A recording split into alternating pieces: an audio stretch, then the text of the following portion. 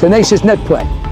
We're going to tell you the story behind the scenes before we explain about the technique of how to hit the volley. Remember, how to get to the net is 99% of it. Hitting the volley is the other percent. So we're going to start telling you about the story, the transition of building the point in order to come in. Then we'll close it out by the techniques of the volley. Okay? Let's get started.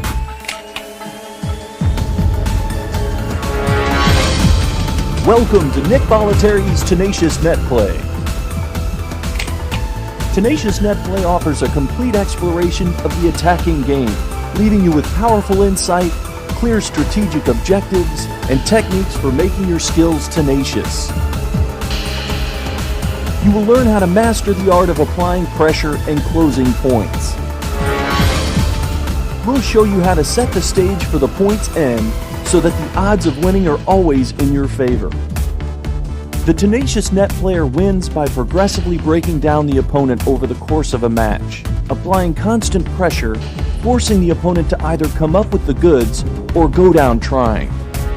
For you to become tenacious, you must overcome any fears you might have and build positive experiences through practice and match play. If you apply what you learn and stick to it, eventually you will love the feeling of being tenacious at net. When you get a defensive ball, there should be one thing in your mind: I'm going to attack the net. The future is going to have all-around players. More players are going to spend more time at the net than before. Without the complete game in the 2000s, I believe a student will be void in their game to stay up with the competition to reach their ability level, or the ability level of where the game is going to. So we're spending a lot more time on the volleys. We begin our study of Tenacious Net Play looking at the objectives behind the attacking style of play. It is important for you to understand the thought process and decision-making involved in setting the stage to end points. Once we've established our objectives and know what we are trying to accomplish on each point, we can put into better perspective how the various strokes and skills must function. In order to really become competitive and quite good at the net, you have to make up your mind that you are going to close in. Many times you're so thrilled with the shot, or quite frightened that you're caught around the tee or a little bit in front of the tee, that you don't know what to do. That's when they get you. Be positive, make the commitment, and follow through with it. Your success or failure as an attacking player rests heavily on the quality of your game plan and your ability to execute. What is a game plan? A game plan establishes an objective for every shot, organizing your skills into shot patterns and combinations so that you can build points towards a desired outcome. It is your plan of attack which highlights your strengths, protects your weaknesses, and is able to adjust to court surfaces, playing conditions, and opponents. The attacking player's game plan sends the message loud and clear to the opponent: I will capitalize on every opportunity to attack the net. You must do this in practice. Every single shot you do, every thought process you do in practice should be geared towards, I'm going to take advantage of the first opportunity, I'm going to pick up the ball earlier, I'm going to be in position earlier, but I'm not going to let you off the hook. It goes back to practicing with a purpose. Why do you need a game plan? Well, if you were so good that you could hit winners on every shot, you wouldn't need a game plan. Your only strategy would be to keep hitting winners. Though we never intend to, unfortunately it's all too common that in match play we make errors.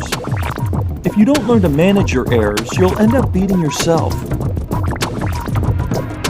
Built on the understanding of percentage shot patterns and a focus on the right objectives for ending points, a game plan is the structure of shot combinations used to end points. Rather than always relying on using one unbelievable shot to win points, you must put your trust in combining 2 or 3 good shots together to finish your points. Your game plan must be something you can do, a workable plan that is effective even when you're not playing your best.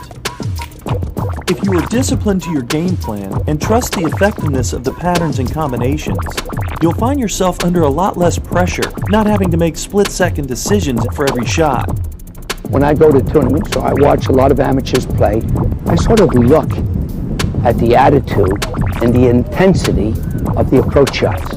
Some of them get up there and say, I'm just going to knock the beans out of the ball, and that counter puncher back there, Andre Agassi, just saying, hey, the harder you hit the ball to me, the quicker it's going to reach me, and I'm going to flat out right catch you right at your feet. So, slow down a second. There has to be a variation of spin. Overspin, underspin, sometimes driving, sometimes even slowing down the approach shot, enabling you to get in a little closer to the net. So don't think that tenacious net play comes from a thundering approach shot. It comes from a combination of shots that keep the counter puncher thinking and confused. Point structure shows us the 4 stages of how points are built from start to finish. Your stroke inventory consists of the tools you have to carry out your plan. You can see that the objectives behind your serve and return are to get the point started. Stage 2 is the setting up of the point through the ground stroke rally, where you're looking to create opportunities to attack. You progress to Stage 3 when opportunity has been created and you begin a closing combination of shots, setting the stage for the point's end. Stage 4 is the back end of your shot combinations that finish the point.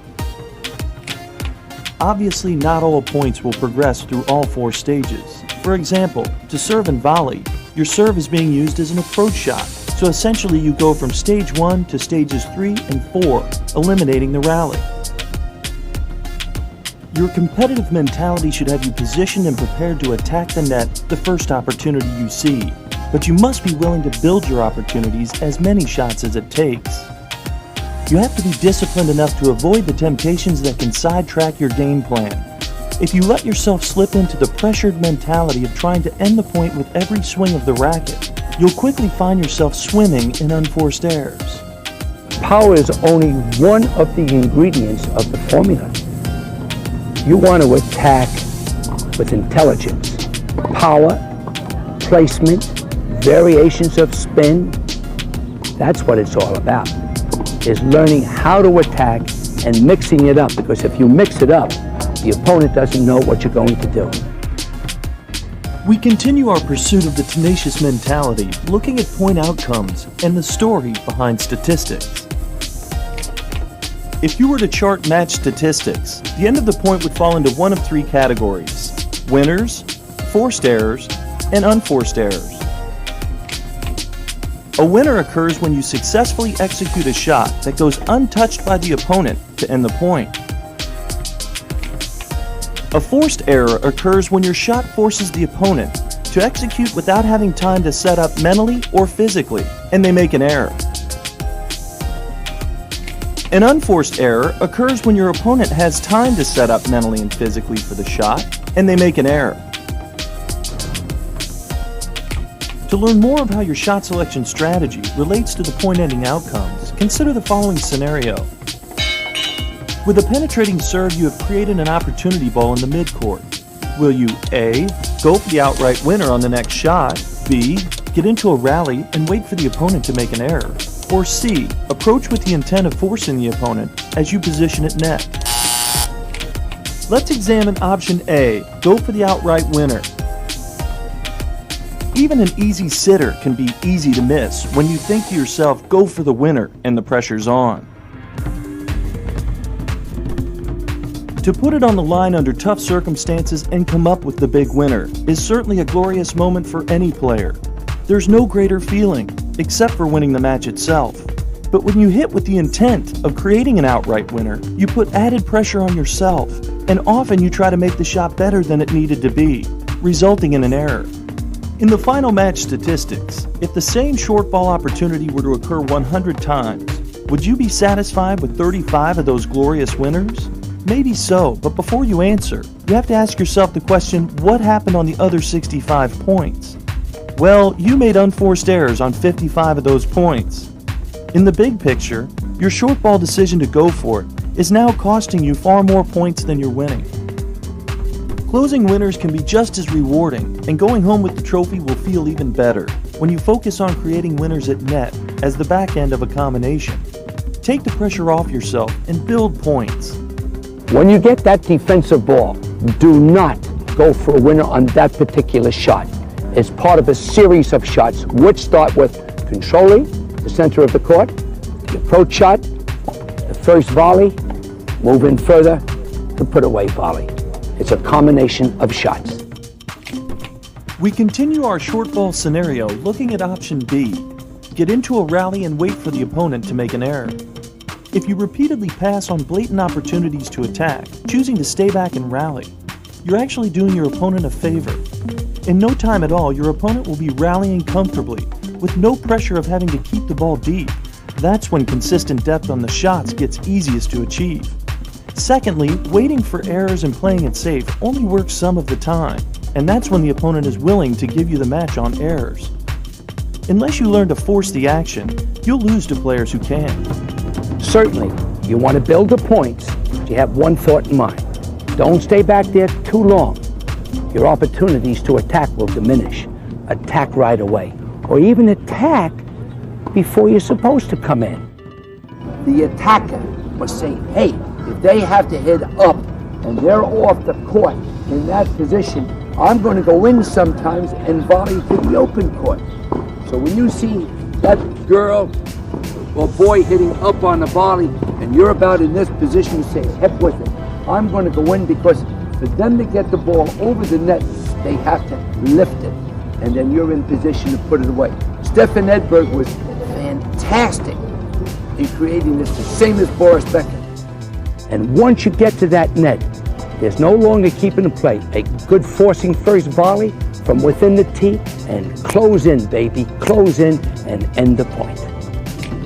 That takes us to our final option C.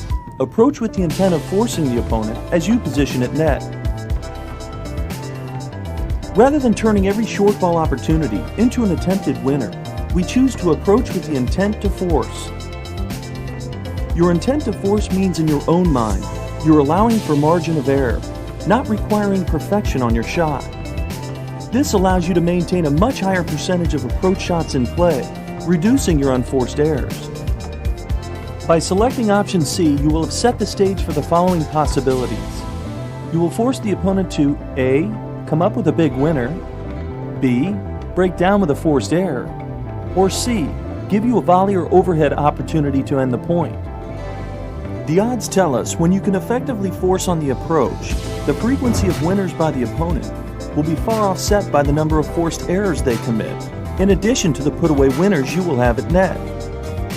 You can't allow yourself to lose your tenacious edge and get discouraged over the occasional errors you make in setting up the point.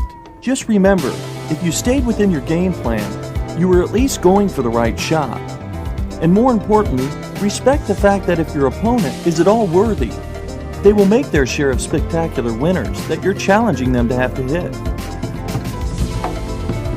So when you see those passing shots go by just out of reach, remember you forced them to have to make the shot. And if you had a chance to do it all over again, you'd do it the same way, because the odds say you'll come out ahead in the final outcome. No matter how good you are, there are some counter punches that are just licking their chops. I mean, you take Andre Agassi, he says, bring you on, baby. I want you to come to the net. Please don't become defeated because a counterpuncher is able to pass you time and time again. You got to stick in there. Remember, he may be having a field day or she may be having a field day. That particular day, you may have driven right into a buzzsaw. Maintain your plan. I'm going to be coming in. What you might do is perhaps change and don't come in as often, or add a little variation to the shot to throw off that great counterpuncher and get the counterpuncher to think a little bit of what type of shot you're going to hit. Now that you have a better understanding of game plans and the objectives behind the attacking mentality, we need to explore the basic shot patterns used to maintain good court position. When hitting to stay in the point, percentage shot patterns consist of the shot selections that provide the shortest distance to full recovery, or the shortest path to position at net. In a baseline rally, a ball traveling at average speed takes less than 2 seconds to reach the opponent. Within that 1 to 2 second time frame, you must be able to establish court position that locates you halfway between your opponent's best possible shots. If you're unable to fully recover in time, you will leave open court for the opponent. Looking at this diagram, you'll see that the recovery positions are different with each direction of shot. When you're hitting from a position wide in the court, if you choose the cross-court target 1, you must find recovery position number 1. This cross-court pattern provides the best opportunity to recover and continue the point. When you hit to the center target 2, you have further to travel to reach recovery position 2. And if you choose a driving shot to the down-the-line target 3, your shot better be an outright winner, or there'll be a great opportunity for your opponent to beat you cross-court, because it's very unlikely you'll be able to fully recover in time. Beautiful preparation. Two-handed backhand, and look, she knew she was going in before she hit the ball. That's what makes her so good. She's got that instinct that before she gets to the ball, hey, I'm going in. And by doing that, she ends up inside the court an extra step or so. You don't hit, look, and then go in. You know, as you build a point, you have certain objectives. And before she gets to the ball, she's doing it. And you know why this comes about? It's because she practices that.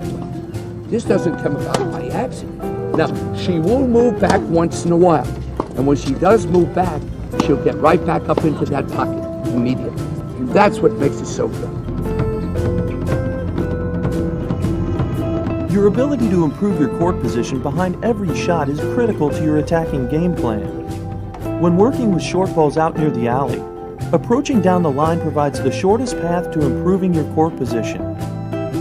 To approach cross-court from that same position requires you to travel a much greater distance to reach closing net position, leaving you most vulnerable to the down-the-line passing shot.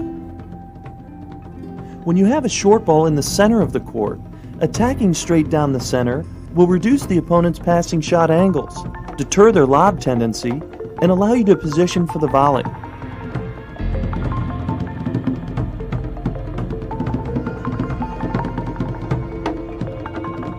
As you progressively work your way into net with your approach shot and often a first volley, you are trying to ultimately achieve a closing position that is close enough to net to angle the volleys away and still guard against the lob. When facing an opponent with all the weapons, you must position yourself halfway between the opponent's best possible shots. That means you're positioned within one step and a full reach of the racket of covering the down-the-line passing shot, within one step and a full reach of covering the angle passing shot, and within 2 steps of covering a lob. In closing net position, your range of coverage is the area within your reach that you can effectively cover most of the time. Through solid volley and overhead skills and quick reflexes, you're creating a wall of defense that the opponent cannot easily penetrate. To beat you, they must hit outside your range of coverage and execute with precision. A backboard, and by the way, a voluntary backboard. That's the defense. Imagine the opponent saying, if I hit anywhere in that range, I lose. You must be able to cover the entire distance of that backboard. Move to the right, move to the left, make those lunges. Once the backboard breaks down that area of play, the counterpuncher has a field day. So you must protect that wall of defense. So we have 2 basic percentage shot patterns to remember. In the baseline rally, we use cross-court patterns, and for attacking the net with approaches and setup volleys, we use the down-the-line patterns. As you begin to gain knowledge about your opponent, their strengths, weaknesses, and tendencies, you may be able to adjust your court positioning and even deviate from the shot patterns at times to attack a weakness. Approaching cross-court into a weakness may end up paying off, but you do risk leaving open court opportunities for your opponent. When you choose to not play the preferred patterns, you just need to understand how it adversely affects your court position. When you volley for position, especially if you're back by the tee. The closer you get to the net, the more you can angle off the volley. And that's what it's about. You're putting more pressure on the counterpuncher to make their shot even better. To err is human, to force is divine. Take a moment to picture in your own mind a scenario where you have an approach shot and your intent is to force your opponent while you move into net position. With your knowledge of percentage shot patterns, you're likely thinking of a down-the-line approach, and probably a penetrating drive with margin of error. But what if your opponent typically positions 5 feet behind the baseline in the rally? Then your chances of actually forcing the opponent with your deep shot get very slim. Looking at that same point, by the way the attacking player is preparing for the approach shot, what type of shot do you think the opponent is expecting, deep or short? It is clear by the attacker's racket preparation that his intent is to drive the ball, not to hit a drop shot. There's no need for the opponent to worry about the short ball. By using your deep slice approach, you set up great disguise for adjusting the depth of your shots. Every so often you can mix in the drop shot, and the opponent will be left sitting on their heels, waiting for the ball to come to them. Don't forget, drop shots and drop volleys are the most effective forcing shots when your opponent positions deep in the backcourt. Once you force them a few times with drop shots and drop volleys, the opponent will have to guard against that strategy by positioning closer to the baseline in the rally, where they may not be as comfortable. Now when you attack on a deep ball, it will be much easier to force the opponent because of where the opponent is positioned in the court.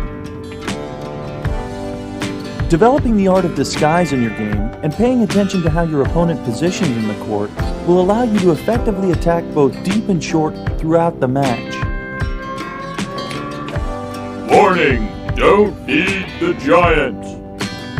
When you've created a great opportunity to approach and attack the net, the last thing you want to do is to provide the opponent with the exact type of shot they love to work with when hitting passing shots and lobs. All it takes is a sliver of opportunity, and a quality counterpuncher will take control of the point, turning the tables using their own closing combinations to force you at net. Most counterpunchers would prefer your approach shot to travel at the same speed as your shots in the rally, land within 3 or 4 feet of the baseline, and bounce up into their preferred contact zone. All too often, we see players approaching on this same type of shot every time. Then they're left wondering why the opponent is having such a great day passing them time and time again.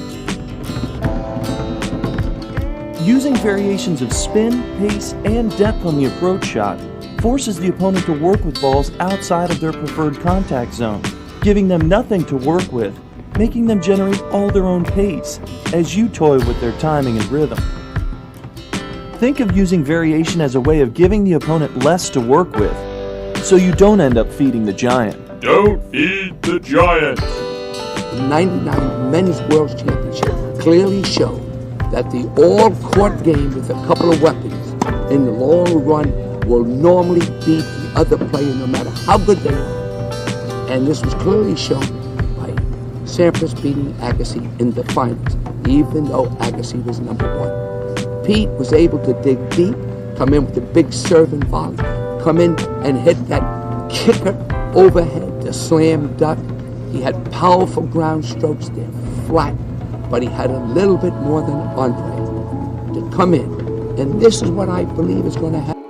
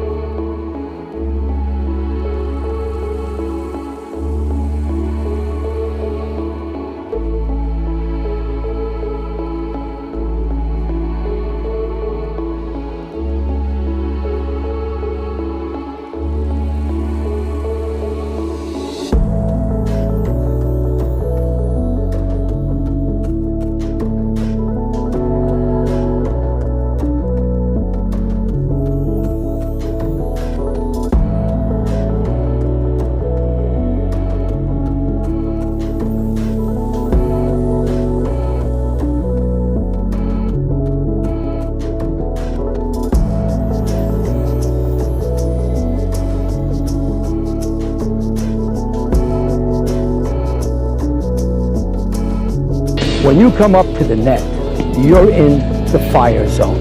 You've cut off almost half the distance that the ball travels. You've got to be ready. be standing on your heels and taking a picture, you're going to be flat on your fanny. A shortstop is ready. He's down ready to make wonderful moves. You watch the girl basketball players in guarding the opponent. They're down ready. Once you're in that fire zone, you have to be prepared not only for the first volley, but to get back to position. You have to be prepared to move back, hit the overhead, and move back in. When you choose to enter the fire zone, if you're unable to maintain control of points, chances are you'll go down in flames. As you work to build your wall of defense at net, your movement must be quick yet controlled and calculated, and your net skills rock solid. What you need is an athletic foundation. The athletic foundation is the core body position we establish to maximize our quickness, power, balance, and control. To be an attacking player, you must develop these qualities to allow you to create more fluid motion and maintain control of your movement and strokes as you attack. When positioning to react to the opponent's shot, you prepare to reflex by setting up with a strong foundation position. That means spreading your feet 1.5 to 2 shoulder widths apart, lowering your hip position by bending your knees, and strong upright positioning of your back posture. Your athletic height in this position should be approximately 1 foot lower than your normal standing height. As you react and begin to move, this low to the ground, strong back posture foundation should remain intact throughout the duration of the point. What does this all lead to? You got to pay attention to your physical fitness program. Patrick Rafter, a lot of the girls, Mary Pierce, Pete Sampras, they spend lots of time in the gym. And if you want to improve your reaction time, improve your foundation. By making a strong commitment in your practice and match play, and with lots of hard work, you can dramatically increase your performance potential by building into habit a stronger athletic foundation. When you can maintain these qualities throughout each point you play, you will reach maximum efficiency and precision, functioning like a finely tuned machine.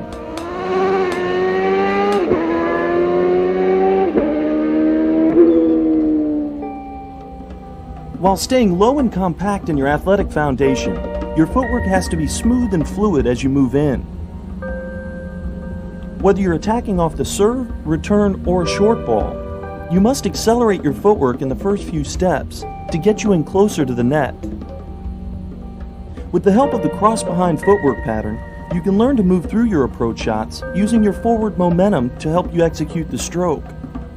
This footwork pattern works most effectively for the underspin approaches. As your opponent is about to make contact, you must split step with your footwork.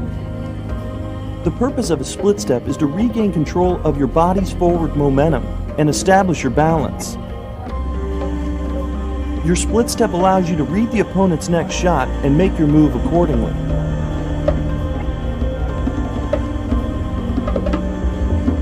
The timing of your split step must stay in sync with the opponent's contact point to allow you time to react to their shot. Even a fraction of a second late on your split will often close the window of opportunity. Your split step technique should keep you light on your feet, energized, and looking to make your next move. If you plant your feet too heavily, stopping all your forward momentum, you'll find it'll be much more difficult to get yourself to move to the volley. All too often, when the body weight gets planted back on the heels, you end up watching the passing shot go by, not making any move at all. So you have to stay light on your feet and make yourself react and move quickly out of this position. Don't get too settled in. The ready position on your split step should have your arms and racket out in front of you, centered between your shoulders, putting you at the midpoint between the forehand and the backhand side. Racket right up there in front of the face.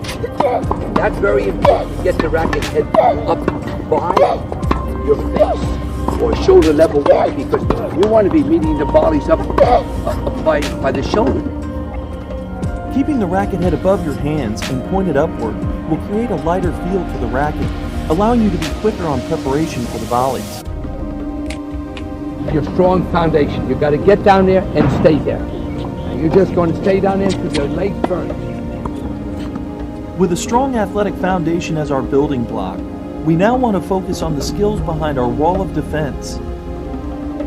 When you have to reflex in situations with less than a second to execute, any excess motion in your preparation will make you late for the shot. Based on those conditions, let's look at how to improve our volley technique. There's the drop volley, the swinging volley, the touch volley, the angle volley, the block volley. Don't panic, because we're going to show you in this video how to execute these shots. We begin our study of basic volley technique with the grip behind tenacious net play. The continental grip is equally effective for both the forehand and backhand side, as well as for the bottom hand on two-handed backhand volleys. You can see in this illustration, the continental grip positions the V shape between your thumb and first finger, in line with the top edge of the grip. The continental grip provides the best support and control for the racket face at contact throughout your full range of coverage. Notice how the elbow is positioned inward, as the wrist remains in a strong position when using this grip. As you move forward on the attack, you must shift to the continental grip to close the points at net. Since this is also the preferred grip for serves and overheads, you'll find when you serve and volley, you never have to change your grip. Well, how in the world can you volley with a grip like this? I mean, look at this grip. That's why you're so loose on the backhand side. When you hit, your racket head makes contact and you drop it right on down to here. Can't have that. And let's get on over here into that continental grip. Let's firm up a little bit on contact. With this new grip, should eliminate about 90% of those problems. With the continental grip in hand, we progress to the preparation on the forehand volley. Most of the time you will be volleying in quick reflex mode, so your preparation needs to be compact with no excess motions. Your objective is to prepare immediately for contact. You'll be using the pace that is already on the passing shots, so you won't need a backswing. A great analogy for understanding the preparation and mentality on the volley is to study the catch in baseball. Watch the right elbow closely as it prepares for the catch. There's no backward movement of the elbow. The arm and glove move forward to meet the ball. On the volley, the same movement should occur. You want to eliminate any backward movement of the elbow in your preparation on the volley. Even though his racket head may be going back slightly, his elbow is still going forward in the process. The best way to test and train the correct preparation habit is by positioning yourself up against the back fence and have someone feed you volleys. If your racket head hits the back fence, you're definitely taking a backswing. This exercise will help you eliminate backswing and teach you to come forward to meet the ball. Your preparation should position the racket in front of you so that your contact point is preferably between your shoulders and in line with the center of your chest. Your racket and arm should make an L shape, indicating strong leverage in the wrist position. On your basic block volley used in reflex situations, there's very little if any follow-through. Remember, you're thinking catch, not swing. On a block volley, the arm and racket function as one solid unit, blocking the ball like a backboard. To achieve depth, use your footwork to drive your body weight into contact to help provide punch to your volley, as your arm and racket remain firm. When the ball is well within your reach, you can create angle volleys by moving your contact point more out in front of you, allowing you to angle the racket face. For the inside-out angle volley, you must allow your hand to get a little ahead of your contact point to create the inside-out angle in the racket. When you have to lunge and reach for volleys, you can create angle in the racket face by adjusting the position of your wrist. For those softer angled touch volleys used to put away the ball, you must create the angle in your racket face, then be prepared to use your arm and racket like a shock absorber.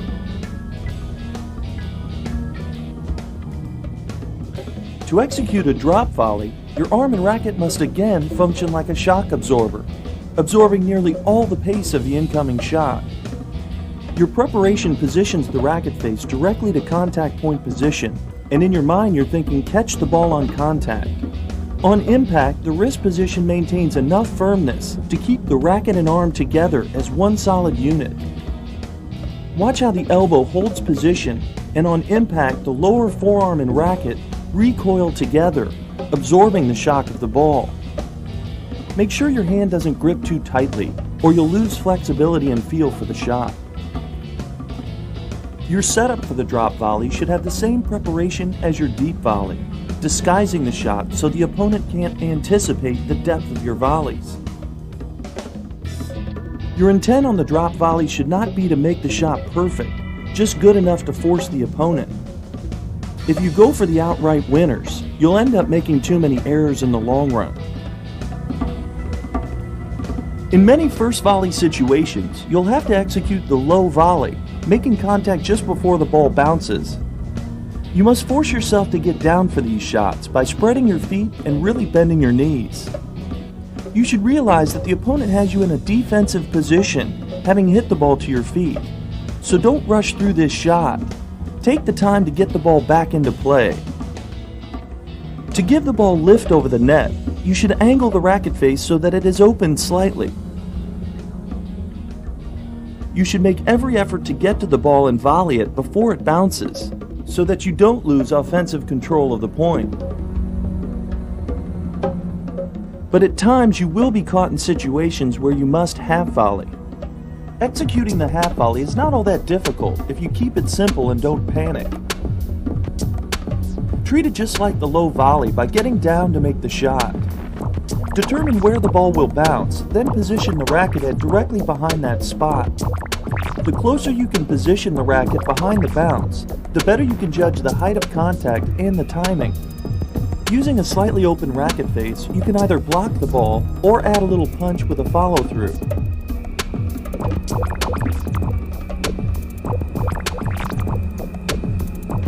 The half-volley drop shot is often a great solution to force the opponent, but avoid trying to make the shot better than it needs to be. When you're in a first volley situation, your low volleys and half volleys work like approach shots, used to improve your net position to close the point.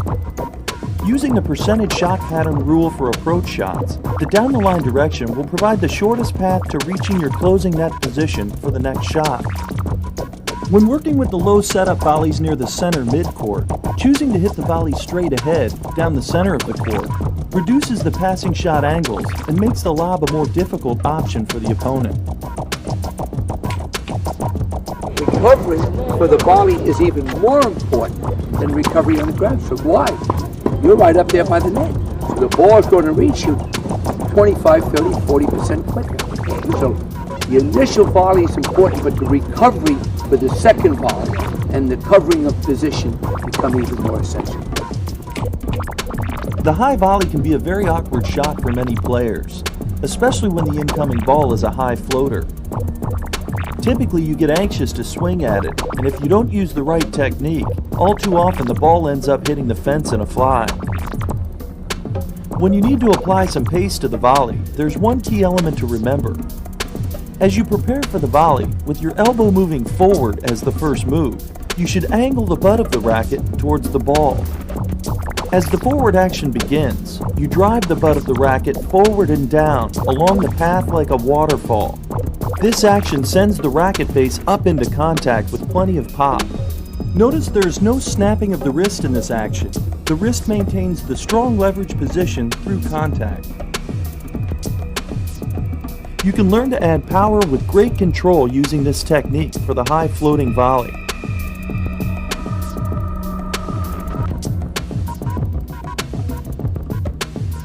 The swinging volley has always been a trademark of the Bollet.tieri Academy students.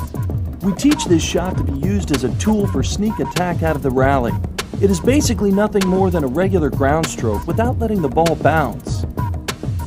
Shifting to the same grip you use on your forehand ground stroke, your backswing should be short and compact as you prepare to take a slightly low to high yet level stroke. Position yourself so you can work with the ball within your preferred contact zone. You should add some topspin and build margin of error into this shot as you try to force the opponent. Follow the shot to net as you would on any approach shot to close the point if necessary. If you're an attacking player and you're able to shorten that swing and use the power of the opponent, You then can step into the court another foot or two and make contact with the ball. So the attacking player does have to make some adjustment. As we shift our focus now to the backhand volleys, you'll see that many of the same principles we learned on the forehand volleys still apply. It is even more critical on the backhand side that you work with the continental grip to create leverage in your wrist. Notice the strong wrist position and the big L shape created between the racket and the arm. Watch how it never breaks down in the action. Maintaining this strong wrist position provides solid support to the racket face at contact for the various types of backhand volleys. To execute the basic one-handed backhand volley with underspin, your first reaction is a hip and shoulder turn so that your body is facing the point of contact. With the help of your opposite hand on the throat of the racket, you prepare the racket head so that it is positioned back near your opposite shoulder. You want to avoid taking the racket head too far back, getting it behind your body in your preparation. In this position, your hitting arm is bent and your elbow is centered between your shoulders. You can see the qualities of a strong foundation are in place, and the body weight is loaded onto the left side, ready to drive forward into contact. As the ball approaches, the body weight begins the action driving forward as the elbow begins to straighten out, sending the racket head into contact. The racket face is slightly open and produces a little underspin, making contact between the shoulders. You want to make contact just before your arm straightens out completely, which leaves you with a minimal follow-through after contact. The volley action comes from the elbow straightening out, not a swinging motion from the shoulder. The preparation drill we use for the forehand volley also works well for backhand volleys. Position yourself against the back fence as you reflex volley with your partner. If your racket head hits the fence in your preparation, you have too much backswing. Make yourself come forward to volley in this drill, then recover back against the fence. Now let's focus on the opposite arm as the forward action begins. You can see the two arms move in opposite directions. This keeps the shoulders firmly in place through contact, not allowing them to rotate open. Look how the shoulder blades come together, stretching the chest muscles as the back posture stays upright and strong. You'll find in the heat of battle that your opposite arm will work naturally to help you control your balance. Under tough circumstances, you'll be surprised to see the positions and actions happening with your opposite arm. The reflex block volley on the backhand side begins with a hip and shoulder turn as you reach directly to contact point position in your preparation. As your arm straightens out for contact, the racket head becomes more solid at impact, blocking the ball as you maintain the big L shape. Using the exact same preparation as the deep block volley, you can totally disguise the drop volley. You prepare the racket to contact point position and get ready to catch the ball on the strings as the arm and racket again work like a shock absorber. On impact, the racket head will flex and recoil, taking the majority of the pace off the ball.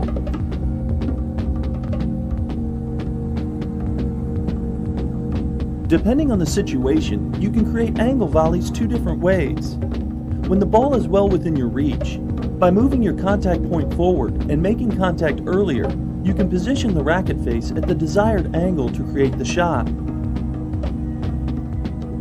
Or you can create the angle in the racket face by changing your wrist position.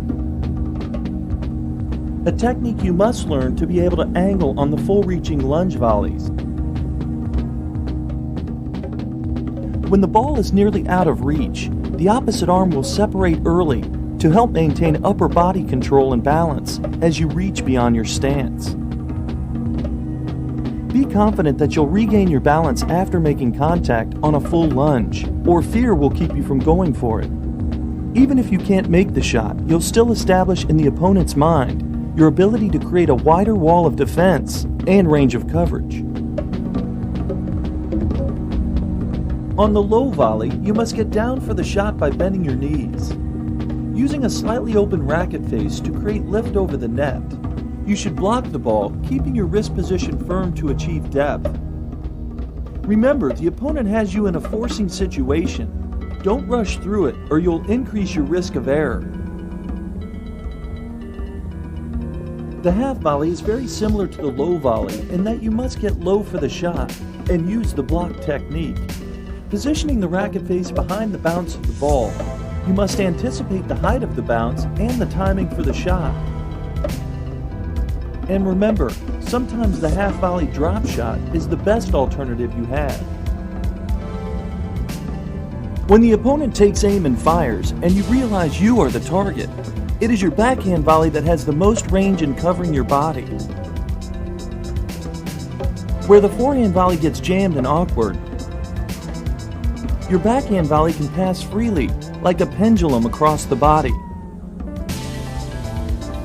Using the block technique, you maintain firmness in your arm and racket to achieve depth on the volley. On the high backhand volley, when the incoming ball is more of a floater and you need to add some pop to fill the opening in the court, you prepare the butt of the racket so that it points more upward towards contact. The forward action begins by driving the butt of the racket forward and down, sending the racket face up into contact as you maintain the L-shaped position of leverage in your wrist. The swinging volley, as we discussed on the forehand side, is treated like a compact version of your ground stroke without letting the ball bounce. If you use two hands on your backhand ground stroke, then use both hands on the swinging volley as well. Using your normal ground stroke grips, position yourself so you can work with the ball within your preferred contact zone. Whether you're one-handed or two, you should remember to use margin of error and apply some topspin to your shot for added control. Look to close in behind your penetrating shot so you can capitalize on any short ball opportunity and finish the point. What I want to bring out here is how smooth she does and how level the shoulders are. Look at the use of the legs. She turns, opens up as she hits the ball. The two-handed backhand volley should find the bottom hand in the continental grip and the top hand in more of an eastern to semi-western forehand grip. Much like the one-handed backhand volley, you must maintain leverage in the wrist position of the bottom hand. As the bottom hand works to control the racket head, the top hand provides added support through contact, then releases off the racket after contact. When creating some underspin, you will have a minimal follow-through. And under reflex conditions, rely on the simple block volley technique to have you ready for contact.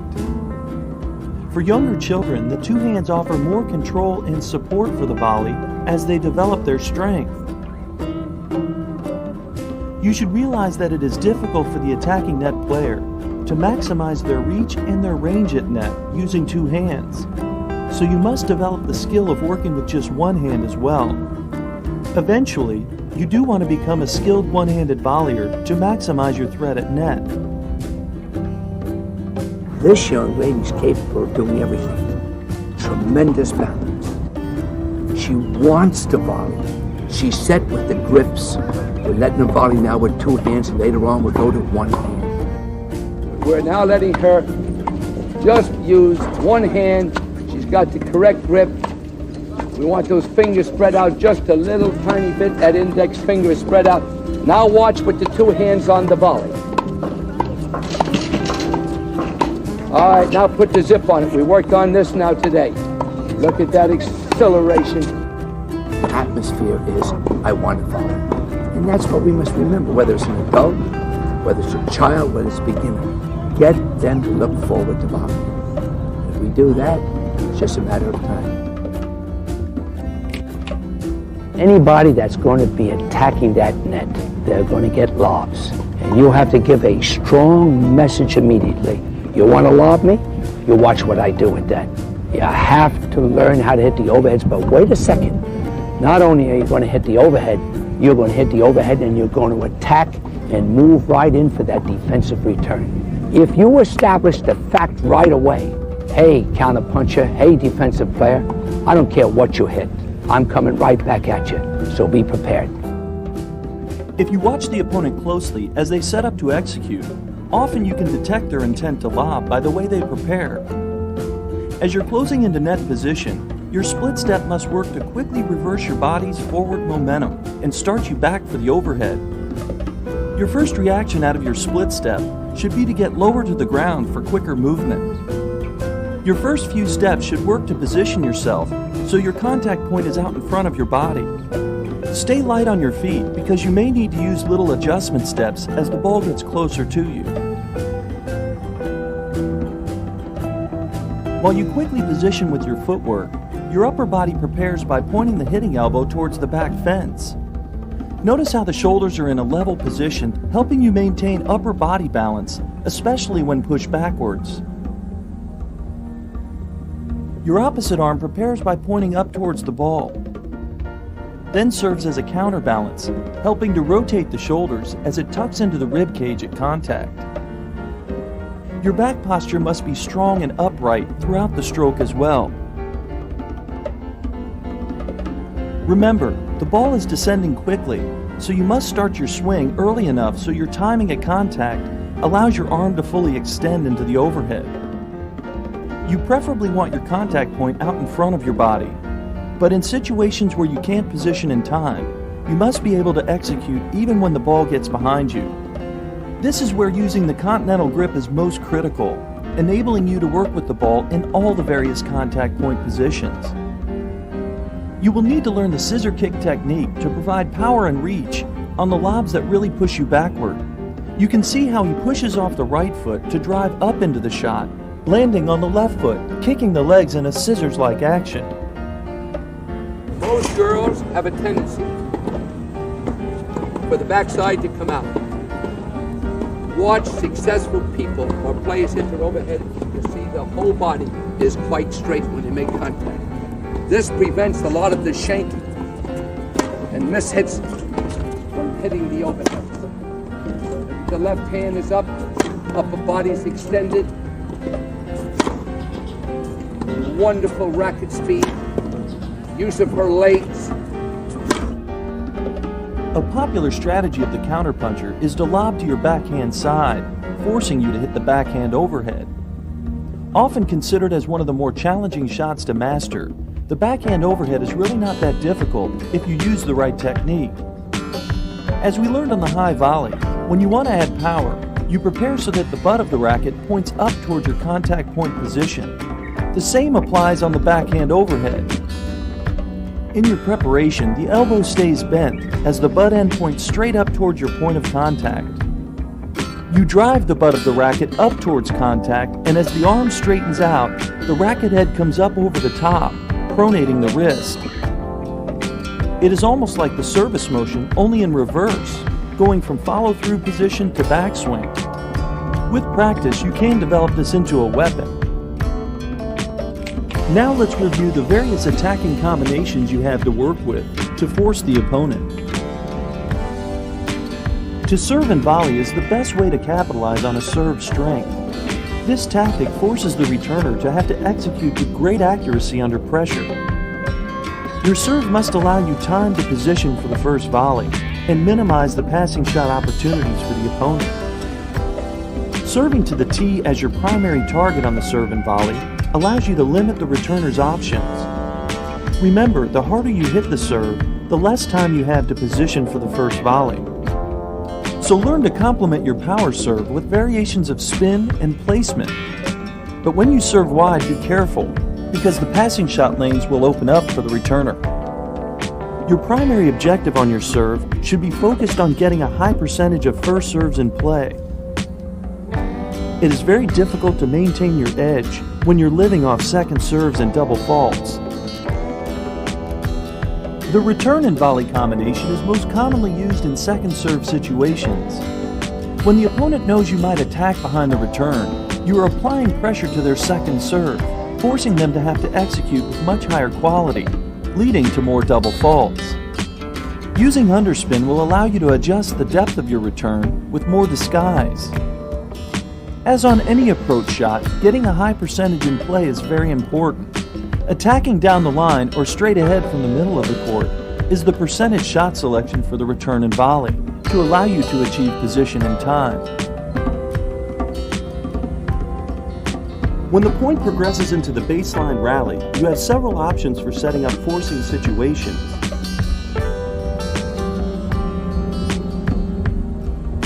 If you mix in deep slices and chips into your rally, you'll set up the opportunity to better disguise the use of your drop shots.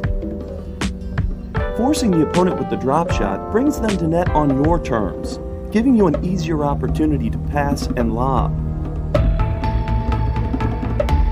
Another option you've seen is to sneak attack using the swinging volley to force your way in off the opponent's deep ground stroke.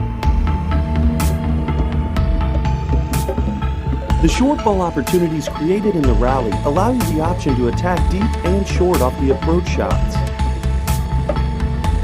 Your primary focus will be to approach deep as you mix in the occasional drop approach.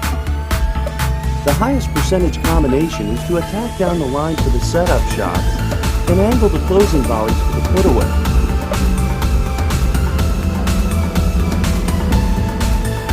Once you hit that attacking shot, is that powerful 2 or 3 steps, then the split step that will enable you to get well inside the service line and angle out your first volley rather than hitting it north and south. Remember, add a little variation to your approach shot, including the slice. But at times you want to drive, sometimes a little underspin. Once you initiate the attack, you must work to close the point within 3 or 4 shots, or the edge will often shift to the opponent. Never assume the point is over until it is absolutely over. Being tenacious means closing strong and giving the opponent no easy points. And no matter how good your approach shot in your first volley, you'll get a counter punch that'll make you look like you're beginning and you'll say to yourself, that's it for me, I'm not going there anymore. Don't do that. They may be on a hot streak, but as long as you force that counter puncher to hit their best shot, you've accomplished your goal. You just watched an exciting 60-minute video. Watching it is one thing. The attitude that you have, being willing to go out and put it into actual play is what counts. You have to try it. You're going to get beat up. You're going to get beat up again. Keep trying. Your attitude will determine whether or not you want to be at the net or stay back at the baseline. Good luck.